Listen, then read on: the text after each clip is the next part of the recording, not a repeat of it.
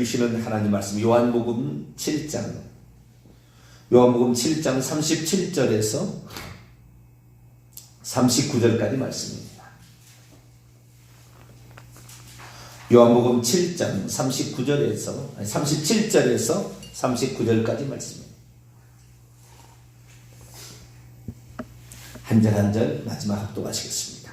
명절 끝날 곧 큰 날에 예수께서 서서 외쳐 이르시되 누구든지 목마르거든 내게로 와서 마시라. 나를 믿는 자는 성경의 이름과 같이 그 배에서 생수의 강이 흘러나오리라 하시니 같지요. 이는 그를 믿는 자들이 받을 성령을 가리켜 말씀하신 것이라. 예수께서 아직 영광을 받지 않으셨으므로 성령이 아직 그들에게 계시지 아니하시더라. 아멘. 기도하겠습니다. 거룩하신 하나님, 우리가 하나님을 믿는다고 하는데 너무나 교리에 휩싸여 있어서 성경이 우리에게 가르쳐준 바 대신 바로 그 하나님을 제대로 모르고 오늘도 그 하나님을 제대로 모르니 이단이 분별이 안 되고 그 하나님을 제대로 모르니 주님의 어떠하심이 오늘 나에게서 드러나지 않고 있습니다. 하나님, 특별히 사순절 고난주간을 맞아 우리 주님의 그 어떠하심이 우리의 삶 속에 체험되어지도록 성령의 인도를 따라가는 저희들 되게 해 주옵소서. 이 시간도 주의 말씀을 듣고자 합니다. 하나님, 귀한 말씀 저희들에게 들려주옵소서. 우리 주 예수 그리스도의 이름으로 기도하옵나이다. 아멘. 할렐루야. 성경 한마디 한마디가 헬라어 원문의 한 구절 한 구절이 이게 하나님의 말씀이구나, 이것을 깨닫습니다. 한글로만 알았을 때는 전혀 깨닫지 못했던 진리, 어쩌면은 화나지 않아서 이거일 것이다 라고 생각했던 것이 이것이다 라고 정확히 얘기할 수 있는 것, 이게 하나님의 말씀의 특징입니다. 예수님이 누구시고 성령이 누구시냐에 관한 여러 가지 많은 공부들과 저 같은 경우는 조직신학 공부를 엄청 개인적으로 많이 했는데 어쩌면 제가 하는 설교는 거의 조직신학적 설교예요. 조직신학 강의라고 해도 될 거예요. 거의가 다.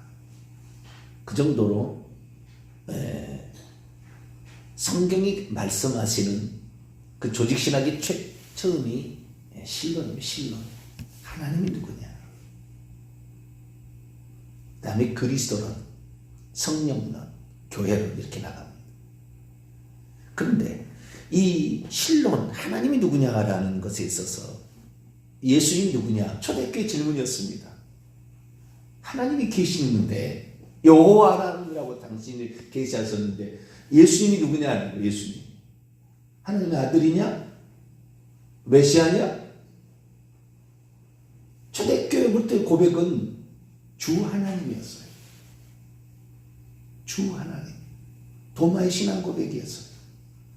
어느 순간부터 325년 니케아 종교의 이후로 성부, 성자, 성령으로 하나님을 나눠놓기 시작하더니 지금은 하나님의 아들이죠. 그러나 하나님으로서는 자격을 갖추고 있다, 그렇게 얘기할 뿐입니다. 성령이 누구냐? 그러니까 오늘날까지 조직신학에 어쩌면은 조직신학에 우리가 둘렸다? 조직신학에 속아왔다? 조직신학자들의 말에 우리는 그걸 하나님 말씀으로 이해해온 거죠. 제가 그게 아니라 성경은 그렇게 얘기하고 있지 않다 얘기하니까 조직신학에 완전히 빠져있던 사람들은 제가 하는 얘기가 이해가 잘 안 되는 모양이에요. 제가 하는 얘기는 아니죠. 그냥 성경 있는 대로 얘기하는 건데 이해가 잘 안 되는 모양이에요. 그러니 우리가 정통적으로 알고 있는 삼위일체를 부정하는 사람이다. 막 이렇게까지 얘기하는 지나친 사람도 있긴 있어요. 삼위일체 맞긴 맞아요. 예수 그리스도께서 독립적인 위를 갖고 계시고 성령이 독립적인 위를 갖고 있는 거 맞아요.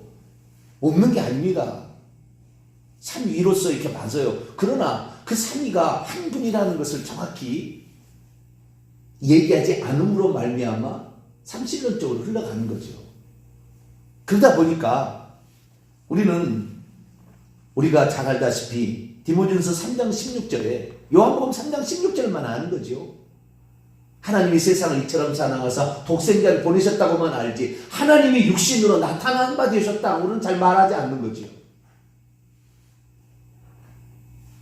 그분이 우리를 창조하셨던 창조주 하나님이라는 거.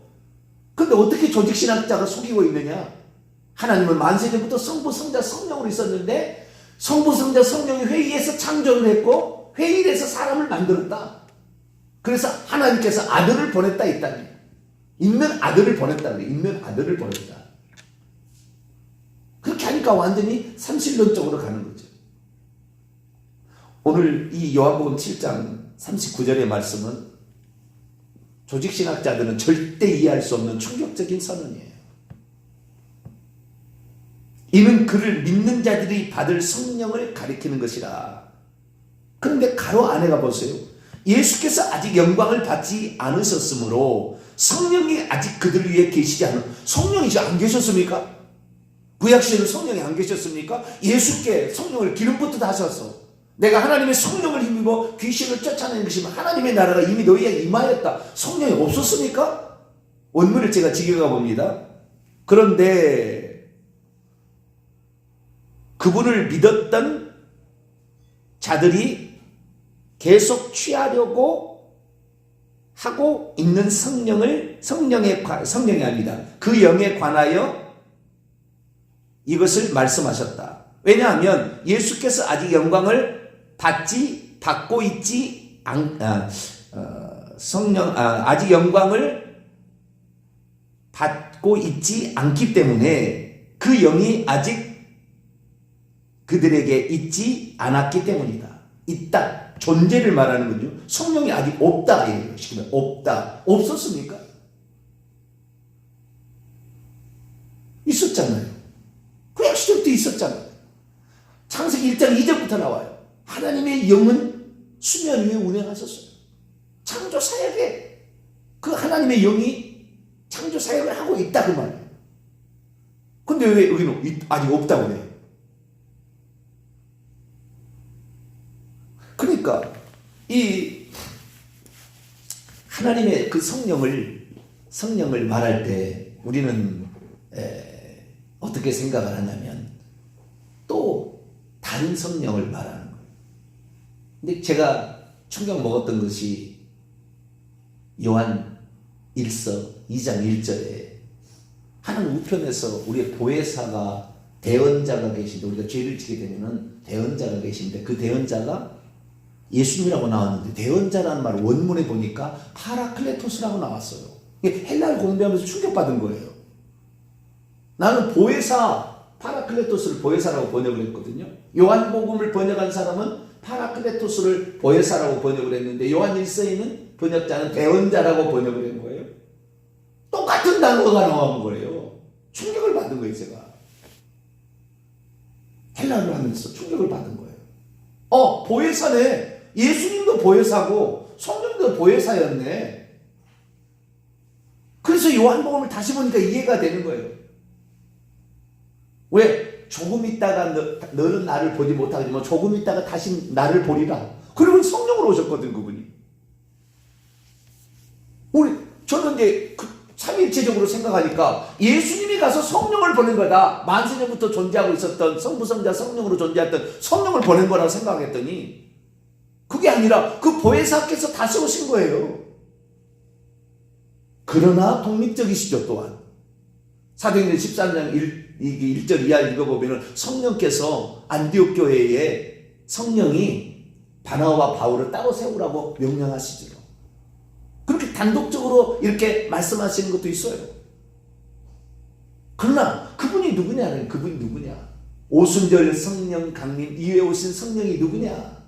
그냥 예수님하고 전혀 관계없는 신적인 그 자격을 갖추신 또 다른 영이냐? 그게 아니라 예수님이 성령으로 오신 거예요. 이걸 안 가르쳐 주는 거예요, 조직신학에서.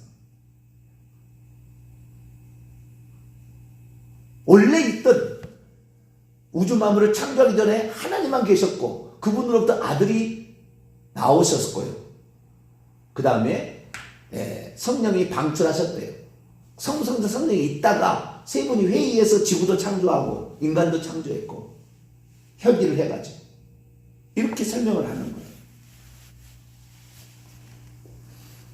전 세계 99.9%의 조직신학자와 목사들이 다 그렇게 알고 있어요.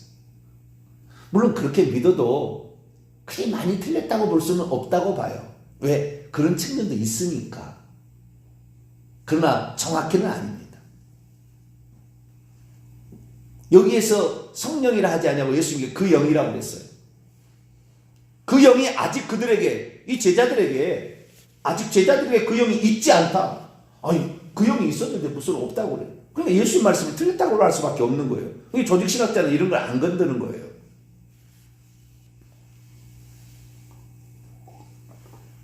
그 영이 뭐냐? 제가 요즘 들어서 하는 얘기가 관유를 얘기하고 있습니다. 출애굽기 30장, 29장, 30장에 말하는 관유, 복합적인 영, 그 영을 말하고 있습니다. 오순절 성령 강림 이후에 오신 그 성령은 사람 속에도 들어가는 경륜적인 영이에요.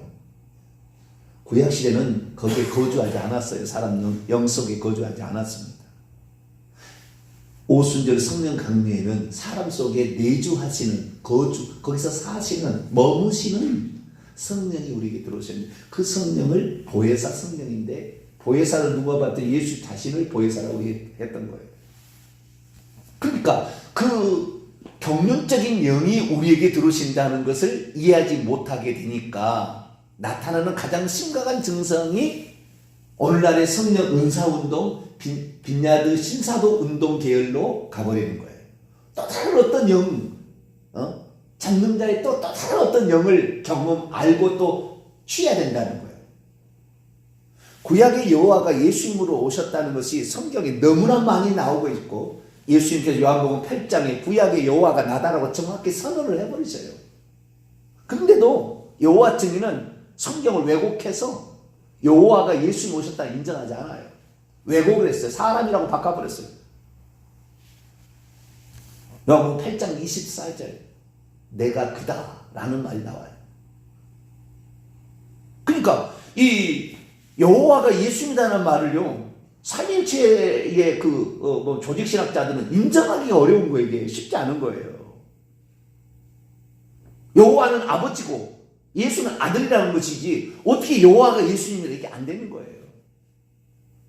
최근 들어와서 작년에 이단 가장 많이 이단 얘기하시는 목사님이 세이연 대표이셨던 목사님이 여호와가 예수님이다 그러니까 삼일체만 얘기하고 있던 사람들이 우죽순처럼 일어나서 여호와가 예수님이라는 그 목사님을 정죄한 거예요. 당시 이단이라고.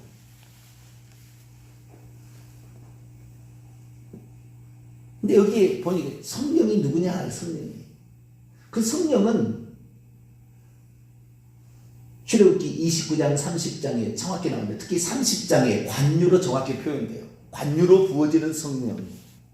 우리가 성령을 받게 되면 베드로서 2장 9절에 왕의 제사장적 직무를 감당하는 자 히에라 튜마가 되는 거예요. 그러니까 우리가 하나님의 아들의 신분, 예수 그리스도를 믿어서 죄사함을 받고 세례를 받아서 하나님의 아들의 신분을 받게 되었을 때 우리에게 주어지는 직책은 제사장으로서의 직책을 우리에게 주신 거예요. 그래서 베드로 사도는 왕의 제사장의 직무를 감당하는 자다. 왕 같은 제사장이 아니에요. 잘못 번역한 거예요. 그렇게 얘기하고 있는 거예요. 우리가 죽어서 요한계시록 20장 6절에 첫째 부활에 참여함으로 그리스도인들은 제사장이 되는 거죠. 그런데 그 제사장에게 부어지는 때 마지막 그를 거룩해 하는, 그래서 그의 제사장으로서 직무를 감당케 하는, 아론과 그의 아들들로 하여금 제사장과 대제사장으로 감당케 하는 그 마지막에 부어지는 그 관유라는 그 기름이, 복합적인 이 기름이, 이것이 성령을 가리키는 거예요. 그러니까 마지막에 우리에게 오실 그 성령이 존재가 누군지를 관유라는 것이 우리에게 가르쳐 주는 거죠. 그 관유는 그냥 감람류가 아니었어요. 감람류는 순수한 하나님의 영을 가리키는 거예요. 순수한 하나님의 영.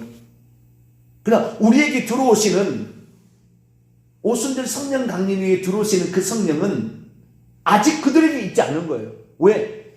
그 하나님의 어떠하심이 포함된 그 영이 과정을 거치셔서 우리에게 예수 그리스도로 오셨기 때문에, 그 예수 그리스도 그분이 성령으로 오시는데, 그래서 로마서 8장 9절에 누구든지 그리스도의 영이 없으면 그리스도의 사람이 아니라, 너희 속에 그리스도가 계시면, 그리스도의 영으로서 하나님의 영이 우리 안에 들어오시는 그분은 그리스도의 영으로서 성령으로 오신 것이라는 거예요. 구약부터는 하나님의 영이고 예수 그리스도의 영이니까 그리스도의 영이고, 그분이 영이 성령으로 들어오셨는데 그 영은 아직 제자리가 없다는 거예요. 만세전부터 계속 하나님은 존재하셨고 그 하나님이 영으로서 이 땅에 보내심을 받아서 일하셨잖아요.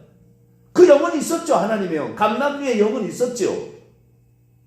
그러나 그것이 우리에게 들어오실 때 어떤 과정을 거쳐서 우리에게 들어오셨는데 그 영은 아직 제자들이 없더라, 그 말이에요. 예수님이 이 말씀이.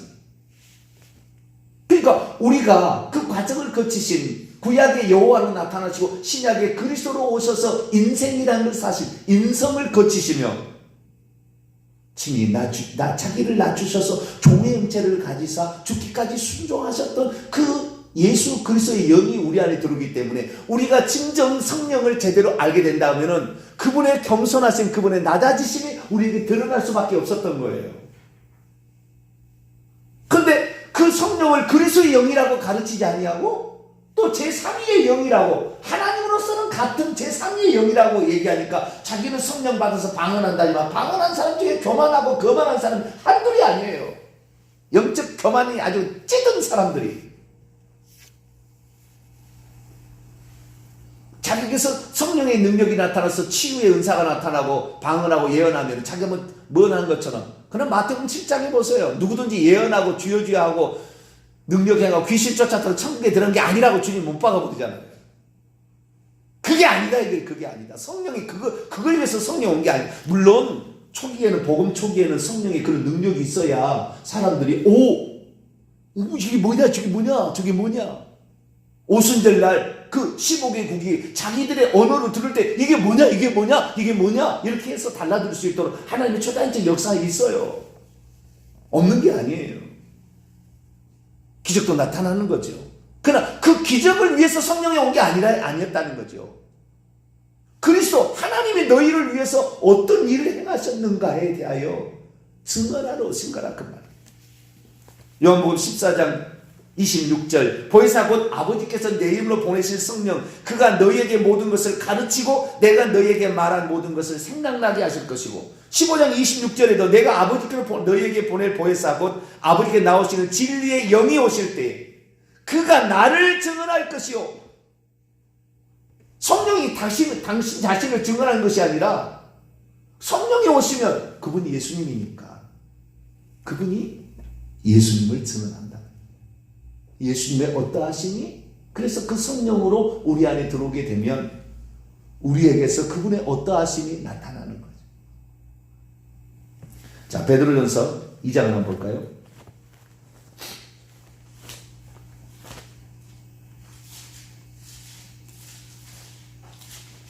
베드로전서 2장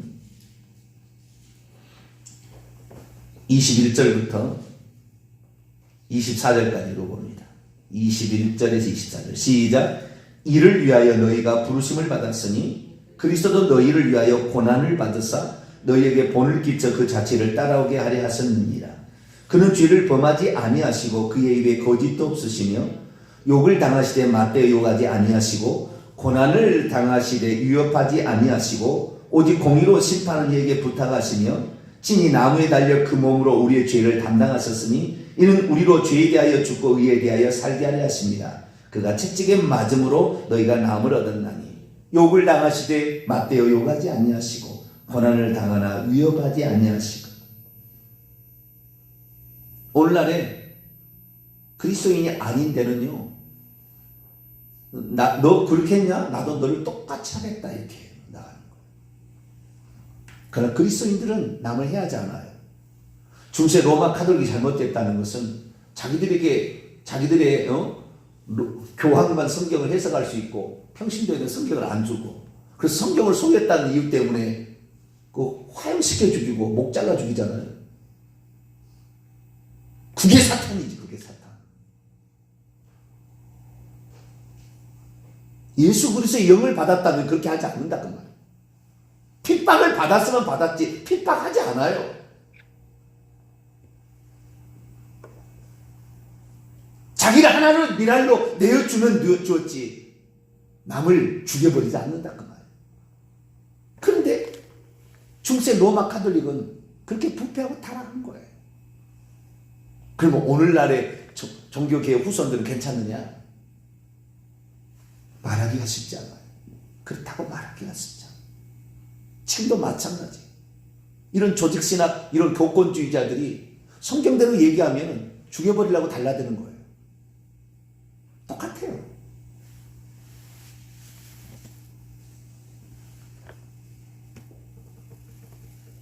똑같아요. 지금이나 뭐이나. 그래서요, 성경대로 믿고 살아간다는 게 쉽지 않은 세대에 살고 있어요. 그러나 누군가는 얘기해야 되잖아요. 두리뭉실 이렇게 갈 것이 아니라 누군가 한 사람은 얘기해야 되잖아요. 그런데 이 작은 동탄 명성교에서 그 얘기를 할 줄을 저도 몰랐고요. 저도 몰랐어요. 갈수록 이 회개와 천국복음 방송을 듣는 사람이 엄청 많아지고 있어요. 벌써 한 달에 36,000, 7,000명이 들어요. 한 달에. 성경에 안 맞았던 사람들이 들어보니까 다 맞는다는 거예요. 목사님 말씀을 들으니까 다 이해가 된대요. 의문나고 성경에 대해서 목사님이 가르쳐주지 않아서 늘 궁금했는데 목사님 말씀을 들으니까 다 이해했다는 거예요. 아, 그게 맞다는 거예요. 우리는 성령이 예수 그리스도의 영이다. 할렐루야. 하나님의 영이라고만 말하는 게 아니라, 그 감람이라고 말할 게 아니라 그리스도의 영이다. 우리를 위해서 이 몰약이 죽음, 창포, 우리를 위해서 부활하신, 우리를 위해서 죽으시고 또 부활하신 바로 그분이 계피와 육계가 더해서 우리에게 안으로 복합적으로 들어오셔서 예수 그리스도의 삶이 우리 속에 그대로 체현되어진 그 영이 우리 속에 들어오기 때문에 우리는 그분처럼 똑같이 고난을 받아도 우리는 불평하지 않고, 우겨쌈을 당해도 그렇다 해서 우리가 우겨쌈을 당하는 것도 아니고, 죽음 앞에서 스데반처럼 기쁨으로 감사하며 죽어갈 수 있는, 진리를 선포하면서 얘기할 수 있는 그런 사람이 되는 거죠. 그래서 그 영은 복합적인 관유의 영으로서 경륜적으로 우리 오신 것이다. 그 영이 아직 제자리에 없었다는 것이지, 감람요 순수한 하나님 영은 있었죠. 그래서 이 예수님께서 우리에게 말씀하신 이 말씀 하나하나가 얼마나 소중한지, 우리를 위해서 친히 사람이 되어 오신 디모데 3장 16절 그분의 영이 우리 안에 계시기 때문에 우리는 그분의 발자취를 따라 오늘도 나를 내어주며 섬기며 살아가게 되는 것이고, 그것이 우리의 삶에 어쩌면 나타날 목표다, 이렇게 가는 것입니다. 사랑하는 성도 여러분, 그 영, 복합적인 관유영이 우리 안에 들어오셨어요. 그분을 따라가고 그분의 삶이 체현된 것이 성령을 받은 자의 마땅한 삶이다. 그렇게 살아가게 되기를 간절히 바랍니다. 거룩하신 하나님, 온갖 종류의 사람들이 있습니다. 예수 그리스도를 믿는 자들, 그러나 성경이 정확히 말씀하고 있는 것을 깨닫지 못할 때에 대신 욕하지 아니하시고 맞으신 우리 주님의 삶을 살지 못하고 오히려 자기의 반대자들을 죽이는 것을 하나님의 뜻으로 알고 행했던 수많은 종교 개혁자들을 비롯한 사람들, 주여 우리들은 그게 아니라 그리스도의 영이신 성령을 우리 안에 모시고 있으니 그리스도의 발자취를 따라가게 해 주옵소서. 우리 주 예수 그리스도의 이름으로 기도하옵나이다. 아멘.